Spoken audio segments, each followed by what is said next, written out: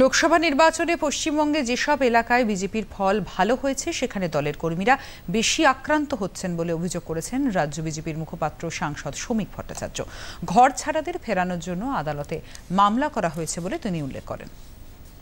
যেখানে যেখানে লিড পায়নি সেখানে আক্রমণ করবে। এখনো পর্যন্ত ভবানীপুরে আক্রমণ শুরু হয়নি এ কারণেই, কারণ কলকাতার প্রাণকেন্দ্র, সেই জন্য এখনো পর্যন্ত আক্রমণ হয়নি। বাদবাকি যেখানে যেখানে বিজেপি বুথে লিড করেছে, যে সমস্ত গ্রামে, প্রত্যেকেরই বয়কট, প্রত্যেকের উপরই আক্রমণ চলছে।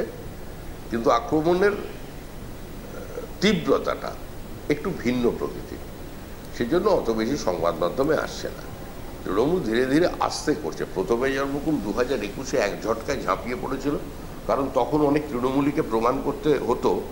আক্রমণটা তারাই বেশি করেছিল যারা বিজেপিতে আসবার জন্য পা বাড়িয়েছিল, যে আমরা আছি।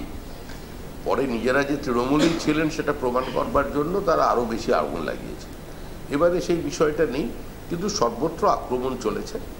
সমস্ত ক্ষেত্রেই বিজেপি যেখান থেকে লিড পেয়েছে সেই সমস্ত মহিলাদের বলা হচ্ছে সেই গ্রামে গিয়ে 100 দিনের টাকা তো কেন্দ্র দেয়নি, এবার যে লক্ষ্মীর ভাণ্ডার পাও সেটাও বন্ধ হয়ে যাবে।